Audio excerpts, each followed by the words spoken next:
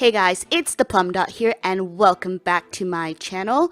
Today we are gutting Verona Villas in Bridgeport. Yes, we are gutting it, and yes, this is part one, which you guys should come to expect from me now. It wouldn't be a Plum Dot build if it wasn't split into two parts. Now I know this is only a renovation and I can't really give you a reason as to why it is split into two parts because we're simply just redecorating and throwing in some new walls. But alas, here we are for part one, which is going to be the kitchen, dining room, front room, and the half bath. And then part two is going to be the loft bedroom, the full bathroom, a little closet area, and the outdoor space. So what I had in mind when I was construing a backstory, as I do with most of my builds, is that a property developer came along to Veranda Villas and wanted to completely gut the place. Now this property developer is not a very nice man. The first thing he did was he tried to buy out the neighbors because he wanted the penthouse to be the entire upper floor. And when you first go into Verona Villas, there are two neighbors on either side of the penthouse, which I don't really understand, because if you look at it in its original state, the neighbors basically live in boxes.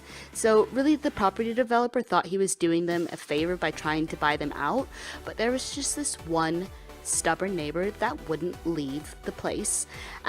So we only stole a little bit of area from that neighbor and extended the kitchen, but otherwise there will be another neighbor on this same level. Now the other neighbor was smart and left because they didn't take too kindly to the property developer's threats. Like I said, he's not a very, very nice person.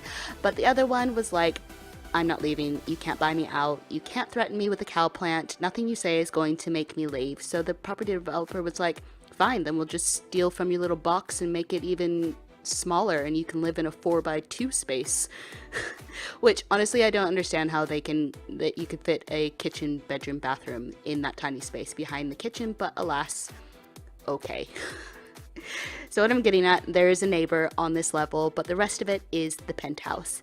So here we are in the kitchen, which is where I often start off in my builds, just because I think it's a great place to start in, if that makes sense. And what you'll notice about this sort of renovation is there's not a lot of clutter going on. I know, shock horror, la gasp.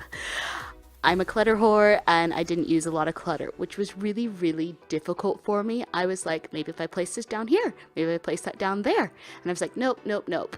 And the reason that I talked myself out of doing clutter is because I wanted it to flow with the backstory that I had in my mind, in that this is more of a show home.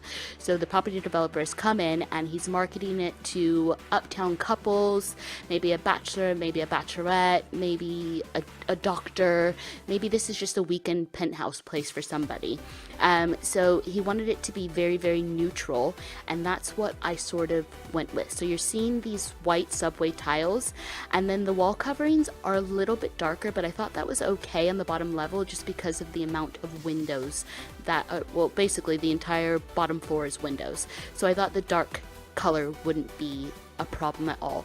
And I absolutely love those subway tiles. I just think it really pops the space and makes it a little bit brighter, because the kitchen and the dining room are a little bit closed off. Even though it's open concept, they are a little bit closed off due to the walls.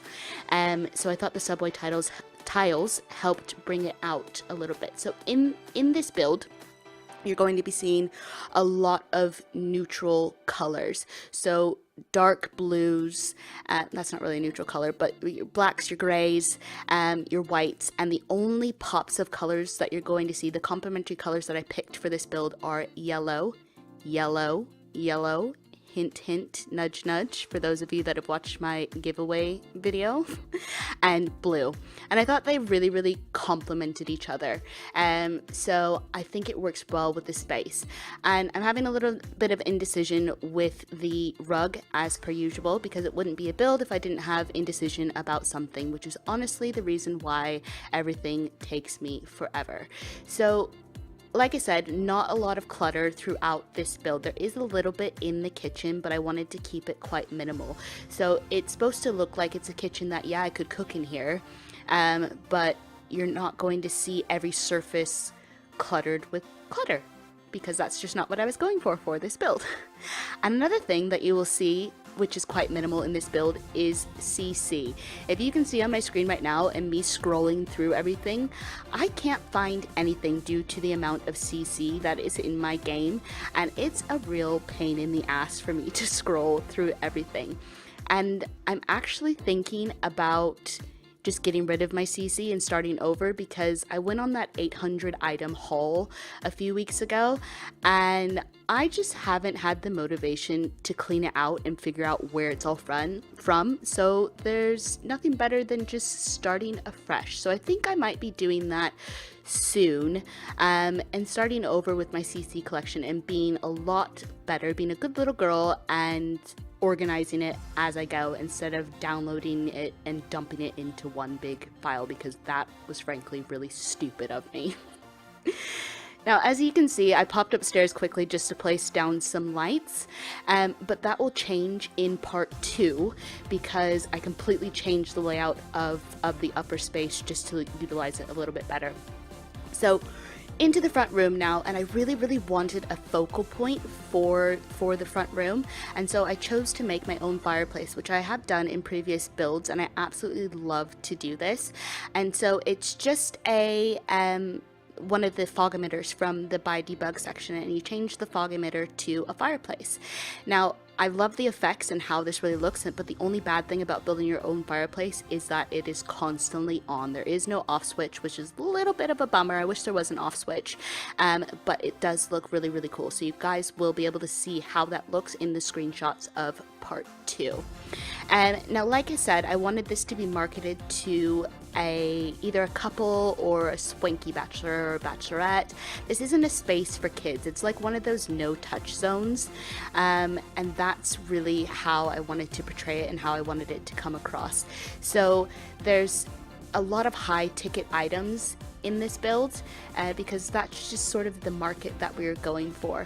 But I would absolutely love to live in a penthouse. Well, I would love to live in a space like this. Let's not say penthouse, because I'm terrified of heights.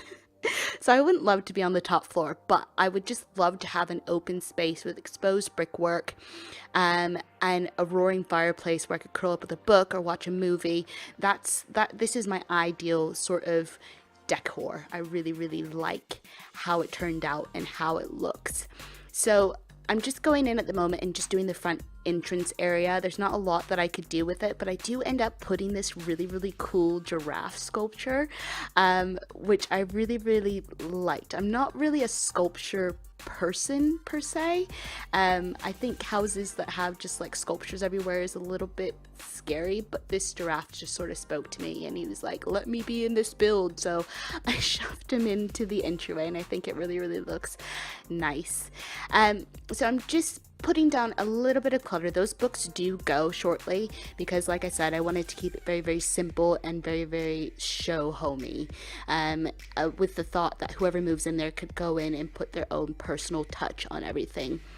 Now, with the front room, there's not a lot left to do except for recolor, and then we're on to the half bathroom, which we stole the space from the neighbor that the property developer bought out. So there's no neighbor on that side, but there is a half bathroom, which, to be honest, I had a lot of trouble with the half bathroom, and I think I have a lot of trouble with bathrooms in general, because I just can never figure out the wall coverings. They really give me a headache. But I ended up using a wall covering in the bathrooms. I know I'm ahead of myself, but I ended up using a wall covering in the bathroom, and that I talked about in the point break that I really wanted to use, and I think it really suits the style of this build.